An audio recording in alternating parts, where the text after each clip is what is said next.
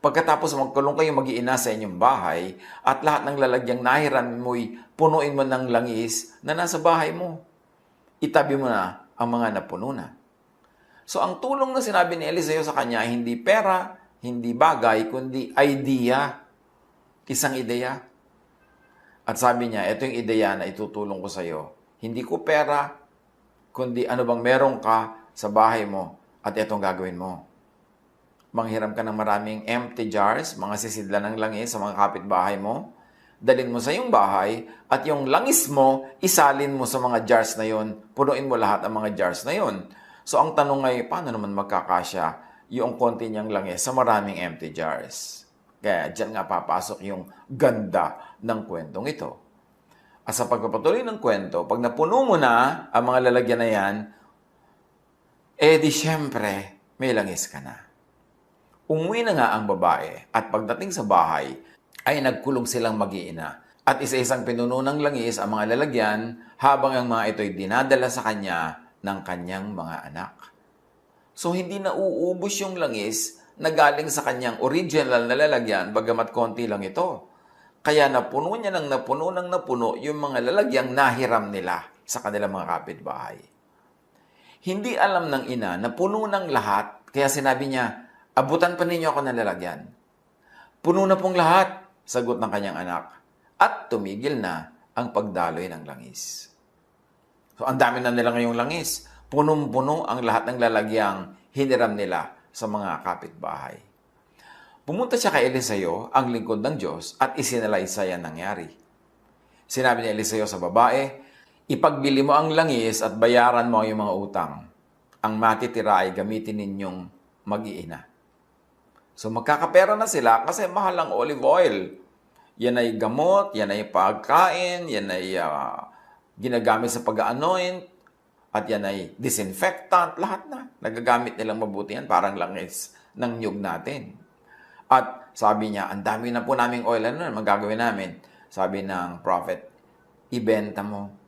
At yung pinagbilhan, bayaran mo lahat ang mga utang nyo, at sobra pa yon, meron pa kayong itatabi, meron pa kayong itatago. So the wife of a man from the company of the prophets cried out to Elisha, your servant, my husband, is dead.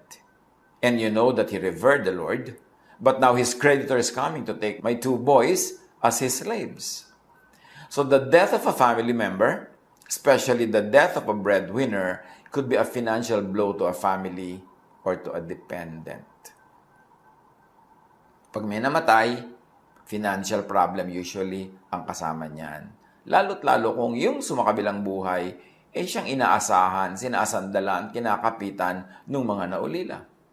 May lesson agad sa atin yan. Do your best to not depend on someone else, on only one person or a supporter. Hanggat kaya, habang kaya, huwag umasa sa iba. Kahit yung iba na yon ay tatay, nanay, kapatid, anak, asawa, pinsan, kaibigan, do your best to earn your own money. Do your best to have your own trade para hindi ka aasa dahil pag namatay siya, paano ka ngayon? Lalong-lalo kung wala naman kayong mga insurance, wala kayong mga kabuhayan, paano na ako nakaasa ka lang? Nakakapagtaka yung marami, tahimik na tahimik ang buhay nilang umaasa lang sa isang tao naghahanap buhay. Hindi ba lang nila isip, paano pagka biglang kinuha ng mga anghel tong aking inaasahan? Anong kakainin ko? Huwag umasa hanggat pwede.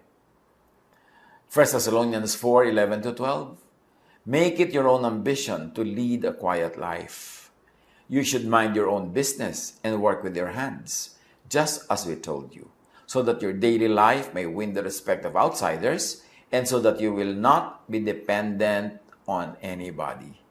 Isang mahalaga na spiritual teaching yan, not to be dependent needlessly. Unless you're too young, too old, or too sick, or you are nag-aaral, o kaya ay meron kang hinihanda, kailangan self-supporting ka para mas secure ka. Do your best to be a more than one income household. Tulad ng buong pamilya na ito, isa lang pinagkakakitaan ng inaasahan, yung kita ng kanilang tatay or husband na prophet. At marami mga pamilya, one income household. Isa lang ang kumikita lahat gumagastos. Kaya hindi sapat ang kinikita, kaya nabubuhay sila sa hirap, sa kakapusan, sa laging kulang. Paano kung yung kaisa-isang yun ay nagkasakit o nabawian ng buhay? Ecclesiastes 11:1-2. Ship your grain across the sea. After many days, you may receive a return. Invest in 7 ventures, yes, in 8. You do not know what disaster may come upon the land. So even though sa pag-invest, kailangan may konting diversification. Do not put all of your eggs in one basket. Kung ikaw daw ay magsasakay ng iyong mga trigo at mga paninda sa isang barko, merong tubo ka pagbalik niyan. Pero invest ka, mamuhunan ka sa 7, kahit hanggang 8 iba't ibang hanap buhay. Kasi hindi mo daw sigurado kung alin dyan ang aasenso, alin ang lulubog, kasi hindi mo alam kung anong uri ng mga dilubyo ang pwedeng mangyari sa buhay. So, huwag laging aasa sa isa lang na income. Katulad nitong nangyari ang quarantine, nangyari ang mga lockdown, yung mga pamilyang isa lang ang naghahanap buhay tapos nawalan pa ng trabaho, di syempre hirap na hirap. Dapat bago dumating yung lockdown na yan, yung mga ibang productive members, able-bodied na mga members ng family, ay naghanap-hanap din ng mga ibang gagawin ng konting kahit man lang buy and sell, kahit man lang part-time job, para hindi nakaasa lang sa iba at sa isa. At yung may mga pamilya naman, ang negosyo nila, halimbawa, ay naipasara dahil nga sa pangangailangan ng quarantine. Lahat ng pera nila, lahat ng negosyo nila, nandoon, di biglang wala silang income kahit ano. Kaya maganda yung iba-ibang members ng family, iba-ibang hanap buhay, hindi puro pare-pareho ng profesyon. Kasi yung profesyon na yun, pagka inabutan ng isang dilubyo, kahit man lang seasonal, di lahat sila ngayon nakatunganga. Kailangan may diversification, iba-iba, hindi lahat, iisa lang ang ginagawa. At kung nangangailangan tayo, may lesson agad yung kwento, seek help from a righteous person. Doon siya nagtanong sa propeta, hindi siya pumunta sa nagpa 5-6, sa sobrang nagpapautang, hindi siya nagpunta sa pwede silang magipit dahil lalo silang lulubog. Seek help from someone who will lead you to look into your own resources and to help yourself. Kasi sabi ng propeta, what do you have in your house? Hindi sinabi ng propetang, may kamag-anak ka bang may pera? Utangan mo. May kapitbahay ka bang may pera? Yun ang lapitan mo. No, ang sabi ng propeta, anong meron ka? Dahil kung ano ang meron ka, yun ang ialay mo sa Diyos, yun ang paparamihin ng Diyos. Hindi yung kung ano ang meron ng kapitbahay mo, yun ang sisilipin mo, uutangin mo, nanakawin mo, hihingin mo. That is not the godly way. Although ang pangungutang naman, paminsan-minsan, kung talagang kailangan, yun na lang ang natirang choice, hindi naman yun ang godly. Pero kung habit mo na mangutang, lagi ka na lang nangungutang, kahit birthday, maghahanda ka, mangungutang, kahit magbabiyahe ng hindi kailangan, mangungutang ka, yun naman ang parang dapat na natin i-review kung tama yan o hindi. Kasi lulubog ang buhay mo kung pati yung pagpapasarap, uutangin mo. Dapat ang inuutang lang yung talagang pagkain, panggamot, o patawid buhay, o pangpuhunan. Dahil babalik naman yun pagka kumita ka, kung kikita. Pero yung mangungutang ka dahil merong debo ang anak mo, sobrang bonggang-bongga ang gusto mong debo, gusto mo yung anak mo bumababa sa pagkataas-taas na hagdan, ang bahay niyo bungalow. Yung marami tayong mga gustong gawin sa buhay na hindi bagay sa ating kalagayan at that time. So dapat lumagay sa lugar para hindi tayo malagay sa alanganin. As much as possible, do not ask for dole-outs. Do not make utang. And don't make utang at usurious interests. Hanggang kaya, huwag humingi ng dilihensya at mambakal. Huwag umutang at lalo namang huwag umutang sa napakalaki na interes. Kasi yung pautang na napakalaki na interes, parang nalulunod ka. Kumuha ka ng mahahawakan, pero yung mahahawakan mo na yun, maya-maya yun na rin ang napakabigat na siyang lalo magpapalubog sa'yo. Acts 20:35, you yourselves know that these hands of mine have supplied my own needs and the needs of my companions. Sabi ni Paul, marunong ako maghanap buhay, hindi ako umasa sa iba. Gumawa ako ng paraan. At pati mga kasama ko, hindi ko iniasa sa inyo. Ako rin na naghanap buhay para sa kanila. Hindi ako humihingi, ako pa yung nagbibigay. Sabi na doon si Paul. 1 Corinthians 4:12, we work hard with our own hands. Kailangan hindi hands ng iba yung nagwo-work for you. Unless empleyado mo sila at sinuswelduhan, o may sakit ka at inaalagaan ka nila. Habakkuk 2:7, will not your creditors suddenly arise? Will they not wake up and make you tremble? Then you will become their prey. Nakakatakot daw yung pinagkakautangan dahil maya-maya, ikaw na ang kanilang nilalapa at wala kang kalaban-laban, wala kang magagawa kasi lubog ka sa utang. Sa pangungutang, lulutang ka lang sandali, pero mabigat ang dala at malamang lalo lang lulubog. Huwag pag-utang agad ang solusyon. Sabi ng matatanda, habang maikli ang kumot, matutong mamaluktot. Maliit yung kumot mo, 1 square meter lang, edi mamaluktot ka para kasya ka sa loob. Hindi yung manghihiram ka, mangungutang ka ng kumot ng iba para buong luwag kang nakahuyaya at nakatihaya na nag-iinat ka pa sa loob ng kumot na hiram at utang. Kaya sabi nitong babae, di ba, maalala natin, your servant has nothing there at all she said, except a small jar of oil. Lesson, do not belittle your resources. Do not say, walang-wala ka. Kasi pag sinasabi mo yan talaga ang mangyayari. At yan ang magpaulit-ulit sa buhay mo. Yung walang-wala ako, ang hirap ng buhay, ang hirap kumita, ang hirap maghanap buhay. Well, totoo namang mahirap mangyari yung mga ganang bagay. Pero huwag nang laging sabihin. Kasi ang prayer natin ay katulad din ng mga sinasabi natin na hindi prayer. Kasi lahat ng iniisip at sinasabi natin, ang totoo lang ay prayer yun. So pag sinasabi mong walang-wala ako, ang hirap-hirap mabuhay, ang hirap-hirap maghanap buhay, kapos na kapos kami, parang sinasabi mo nang yun ang gusto mong ibigay sa'yo ng langit. At pag paulit-ulit ka, ibibigay nga yan sa'yo. John 6:9, here is a boy with 5 small barley loaves and 2 small fish. But how far will they go among so many? Alam natin yung kwento. Merong makapakainin na at least 5,000 men. Merong pang women and children. Pero wala lahat baon yung mga tao na yon. Biglang sumunod kay Jesus sa disyerto. Nung oras na ng kainan, gutom na, wala namang makakain. So nagpahanap si Jesus ng pagkain at may nakita sila isang batang nag-aalaga ng hayop na may baon. At sabi na, may nakita po kami pagkain. 5 maliliit na pirasong tinapay at 2 isda na maliit din. Sabi niya, gano'n na yun? Sino na ang pwedeng mabusog doon? Ano na ang mararating nun? Pero alam natin na yung konti na yun dumami. Ang mahalaga merong kang konti para merong paramihin ang Diyos. Katulad ng konting oil, pinarami ng Diyos. Pero yung walang-wala ka na isang patak na oil, anong paparamihin? Kahit i-times 100 yan ng Diyos, 0 times 100, 0 pa rin. Kailangan meron ka man lang konti. Kaya mahalaga yung nagsisikap, nagtatrabaho, naghahanap buhay, magpa-part-time man lang, nagba-buy and sell man lang, para meron ka kahit konti na paparamihin ng Diyos. Sa pagpapatuloy ng kwento, Elisha said, go around and ask all your neighbors for empty jars. Don't ask for just a few. Then go inside and shut the door behind you and your sons.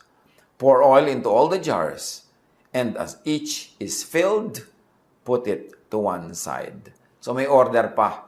Nasa kanan niya halimbawang bahagi yung mga walang laman, yung nasasalina na, nasa kaliwang bahagi na, ayos-ayos, walang kalituhan, nakapila yung mga empty jars, ready-ready na nalagyan ng oil. She left him and shut the door behind her and her sons. They brought the jars to her, and she kept pouring.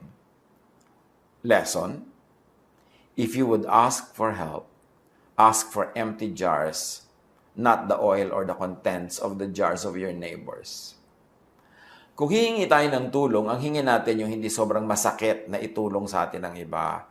Huwag naman yung nagdusa na sila dahil tayo tinulungan. Huwag naman yung sobra na sila na sacrifice. Empty jars lang ang hiramin. Huwag yung oil sa loob ng jars nila. At syempre, dahil ginamit mo yung jars nila, dapat naman nung isoli mo yon may laman. Matapos mong ibenta yung iba sa ibang tao, nung isoli mo dapat yung jars, may laman. Ganun ang nagsosoli ng mga blessing. May sukli. Ganun ang paraan na patuloy na binebless ng langit. If you would ask for help, ask for what is easy for people to give, to lend, para sila magpahiram. Hindi yung napakahirap ng hinihingi mo, halos hingin mo na ang buo nilang kaluluwa at katawan, mahirap kang matulungan pagka ganun. Kaya tiyakin din natin na tayo naman ay may mga little of this, little of that, little of this, little of that. Para pag humingi tayo sa kapwa o humiram tayo, konti na lang yung kailangan at konti na lang yung kulang. Hindi yung mula 0 hanggang 20, hihiramin mo lahat dahil wala ka nga. Kaya mahalaga sa tao, pag good ang days, pag healthy, pag may pagkakataon, kumita. Para kung kailangan mo ng kung ano man, manghihiram ka o mangungutang o hihingi sa kapwa, konti na lang kasi meron ka namang meron na natira sa sarili mo, sa pagsisikap mo. At mahalaga, tulad ng nakita natin sa kwento, involve your family. Involve the stakeholders in problem solving, in production. Hindi sinabi ng babae na, bata pa po ang mga anak ko, baby pa, hindi ko pa sila mauutusan, hindi pa siya pwedeng tumulong sa akin. Tulad ng ginagawa ng maraming pamilya ngayon, sobrang mga baby ng mga anak. Tuloy yung mga anak, wala man lang silang alam na trabaho, wala silang alam na hanap buhay, walang skill, walang marketable skills, walang useful skills. So paano na pag namatay yung ganong tatay? Ano yung kakain ng alikabok? Dahil walang alam na gawin. Sa pagpapatuloy ng kwento, when all the jars were full, she said to her son, "Bring me another one." But he replied, "There is not a jar left." Then the oil stopped flowing. O mahalagang lesson, maximize your resources, maximize your effort. Dapat nung oras ng panghihiram, todo-todong effort na sila sa panghihiram. Kasi nung nagsimula ng dumaloy ang langis, hindi na yung titigil hanggang hindi ubos yung lalagyan. Napuno lahat ang empty jars. Kung 3 pa lang yung nakolekta nila, tumigil na yun sa 3. So dapat merong preparation. Ano man ang gagawin natin, merong stage of preparation yan. Para habang ginagawa na natin, tuloy-tuloy na yung ginagawa. Hindi na tayo maaabala ng pagtigil, paghahanap ng kailangan, at mga ganon. Ecclesiastes 9:10, whatever your hand finds to do it with all your might. Hindi might ng iba, your might. For in the realm of the dead, where you are going, there is neither working, nor planning, nor knowledge, nor wisdom. So habang may panahon, may lakas, gawin na ang lahat in the best possible way kasi hindi ka laging malakas, hindi ka laging buhay, hindi ka laging may pagkakataon. Prepare everything beforehand. Be organized to maximize fruitfulness. Proverbs 24:27, put your outdoor work in order and get your fields ready. After that, build your house. So huwag mong unahin yung pagpapagawa ng bahay, unahin mo muna yung hanap buhay. Marami sa ating mga kababayan nagkaroon na ng pagkakataon, nagkaroon na ng trabaho abroad, nagkaroon na ng kita. Pag nagkaroon ng pera, ang uunahin agad, magkabahay, magkakotse, magkagamit, lahat yun expense. Tapos mamaya wala na uli silang trabaho abroad, wala na namang hanap buhay, walang negosyo, o nabebenta lang yung bahay, nasa sanglay ang alahas, nabebenta yung kotse. Ang dapat unahin pag may pera, hindi consumption. Gawin itong puhunan para sa production. Para pag nagsisimula ng umadaring production mo, yung pera mo gugulong na ng gugulong, gumagawa ng tubo habang umaandar, ang gastusin mo yung tubo, huwag mong gastusin yung puhunan. Nagkaroon ka ng tindahan, ang gagastusin mo lang sa personal na gastos, yung tubo, hindi yung buong benta maghapon. Kasi mamamalengke ka kinabukasan, pampalit sa mga nabenta mo mga paninda, ginastos mo na, di wala ka ng pambili ng tinda. Mauubos ang tinda mo, palit ng benta mo, hanggang magsara ang tindahan. Dapat discipline. And we should take note, God gives and sets limits.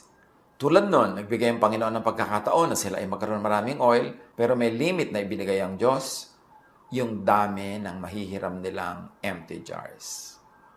Kung maraming jars, maraming oil. Kung konti lang ang jars, konti lang ang oil.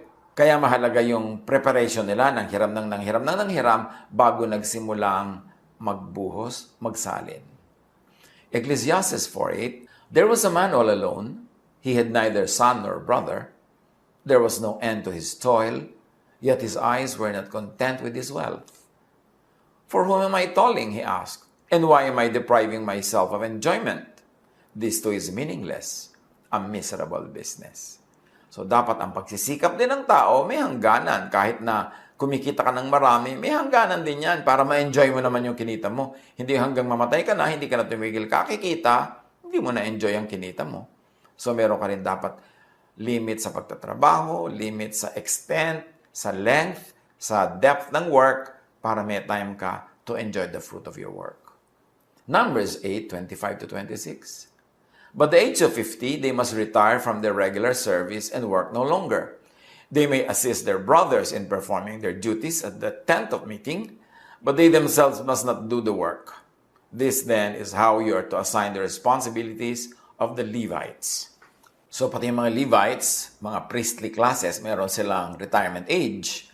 At sa panahon nila noon, 50. For whatever reason, hindi naman natin kailangang kopyahin yun, pero noon, ang mahalaga, may limit din ang active work. Nilalagyan natin na hangganan ng lahat para habang kailangan natin at kaya natin, todo tayo magtrabaho, pero merong araw at may oras at merong season ng pahinga. Know when to stop. Isang lesson yan dito sa istorya ng mga langis na ito. Nung wala nang lalagyan, tumigil na ang langis at hindi na nila pinilit, tumigil na rin sila. Sa buhay, kahit productive ang ginagawa natin, do not overextend yourself, your helpers, or your team, or your project. Maganda man ang project, may panahon na tama na. Kahit ang ganda-ganda ng kita mo abroad, may panahon na tama na, uwi na. Kahit na napakarami mo pang bunga na pwedeng magawa, tama na, mag-enjoy ka naman o magpahinga ka naman. Do not be greedy. Proverbs 13:11, dishonest money dwindles away, but whoever gathers money little by little makes it grow. In Ecclesiastes 5:10, whoever loves money never has enough. Whoever loves wealth is never satisfied with their income. So don't be a lover of money. Be a producer of money, be a maker of money, be a spender of money, be a giver of money, but do not be a lover of money. Put your money to work. Do not work for your money. Meron ng mga tao, marami nang pera, hindi mo lang mag-employ ng mga assistant, ng mga kasama sa bahay, hindi mo lang mag-enjoy ng masarap na pagkain o magandang environment, tapos mamamatay na lang sila, sino makikinabang sa kanilang pinaghirapan? 1 Timothy 6:10, for the love of money is a root of all kinds of evil. Some people, eager for money, have wandered from the faith and pierced themselves with many griefs. So yung kwento, malapit na tayo sa ending. She went and told the man of God, and he said, go, sell the oil and pay your debts. You and your sons can live on what is left. Ganun na lang karami ang oil na dumaloy mula sa konti nilang oil sa kanilang maliit na sisidlan into so many bigger and empty jars na pwede na nilang ibenta yung mga oil na yun, mababayaran na lahat ng utang, hindi na magiging slave ang anak, at may natira pang marami para ikabuhay nila sa mahabang panahon. Lesson? Yung babae, matapos dumating yung oil sa buhay niya, ang daming kabuhayan, report to your benefactor. Nag-report siya sa propeta. Yung iba dyan, hindi na babalik sa prophet, may oil na eh. Ibebenta na, maglulustay na, mag-e-enjoy na. Pero siya bumalik. At sinabi pa niya, nangyari po ang inyong ipinagagawa. And so the prophet gave her another instruction. Sell, pay, and then keep the rest. So, report to your benefactor. Kung ano mang benefactor yan, sino man siya, lagi kayo mag-report. Ikwento nyo nangyayari sa buhay nyo. Meron dyan, mangungutang sila ng puhunan. Pero pag nabigyan mo na at napautang mo na at kumikita na, hindi mo na mabalitaan. Wala nang kakwento-kwento. Mababalitaan mo na lang yan. Pagka nalugi na uli, gutom na naman, wala na naman pera, yun, babalikan ka. Huwag kayong babalik lang sa taong tumutulong sa inyo tuwing nangangailangan kayo. Na pag dumarating yung mukha mo, may nakadrawing na penge. Pengeng pera, pengeng ganito, pengeng ganon. Dapat dumarating ka naman doon sa nagpapahiram sa'yo, nagbibigay sa'yo, tumutulong sa'yo, na ang nakadrawing sa iyong mukha ay thank you. O heto ang sukli. Dinalang kita ng oil. Dinalang kita ng regalo. Salamat sa pagtulong mo. Hindi yung laging tuwing darating tayo, pag lang mukhang Biyernes Santo yung mukha mo dahil meron kang pangangailangan. Pero pag mukhang Pasko, wala, hindi ka makita. Solo mo lang yung saya. Pagdusa, nandun ka na naman sa taong tumutulong sa'yo. Kakasawaan ka niyan, and later on, wala ka nang mahihinging tulong kahit kailangan mo pa. So report to your benefactor, thank your benefactor, and then seek more and seek updated guidance from an effective mentor. Pagka na-bless na tayo, lalo tayong humanap ng magandang payo. Pag hindi tayo blessed, pag kulang ang blessing, kailangan natin ng magandang payo. Pero pag maganda na ang nangyayari sa buhay natin, mas kailangan natin ng matinong payo kasi pwede tayong malasing at malito. Isaiah 55:2, why spend money on what is not bread, and your labor on what does not satisfy? Listen to me, and eat what is good, and you will delight in the richest of fare. Huwag daw magsayang ng pera sa hindi naman nakakapakinabangan talaga, sa hindi magandang paglagyan ng pera. Huwag magsayang ng pagod sa hindi naman nagbibigay ng tunay na kasiyahan. Makinig para mag-enjoy sa blessings. Tanong ng marami, araw-araw, lagi-lagi, paano magkapera? Hanggang kaya, huwag manghingi. Proverbs 12:11, those who work their land will have abundant food, but those who chase fantasies have no sense. So magtrabaho. Proverbs 14:23, all hard work brings a profit, but mere talk leads only to poverty. Kailangan magtrabaho, magsikap, may diskarte, may talent, may prayer, para tayo ay magkaroon ng kailangan natin sa buhay. Paano magkapera? Huwag manghingi, huwag mangutang hanggang kaya. Ang pangutang, ang pag-uutang ay dapat last resort. Huli mo na yun na attempt. Dapat iba muna. Proverbs 22:7, the rich rule over the poor, and the borrower is slave to the lender. Para daw alipin na nagpapautang ang nangungutang. So, sikapin natin huwag magkautang para wala tayong amo. At syempre, huwag magnakaw. Produce money. Produce something, produce service that you can sell. Yan lang naman how to have money. Produce a product or a service that you can sell. Monetize your skills. Pagkaperahan ang galing na ibinigay sa iyo ng Diyos. Ano man yan, galing magluto, galing magkulot, galing magbasahe, galing magawa ng bahay, galing magtabas ng damo, galing na mag-design ng mga gadgets, manahe, ano man yan, bigayan ng Diyos, yan ang gusto ng Diyos na gamitin mo para pagkakitaan. Huwag mong pagkakitaan yung galing ng iba kasi may ibinigay ang Diyos na galing sa bawat isa.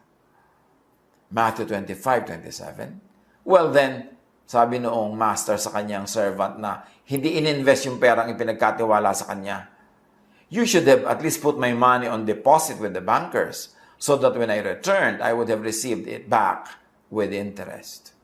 Dapat yung binibigay sa atin, lumalago, nai-invest, o kaya kumikita man lang ng interest kung nasa bangko. Pero huwag sayangin, huwag ilibing sa lupa, huwag itapon, huwag lustayin. Pag ipinagkatiwala sa atin ng isang puhunan, dapat natin yung palaguin. Proverbs 27:26-27. The lambs will provide you with clothing, and the goats with the price of a field.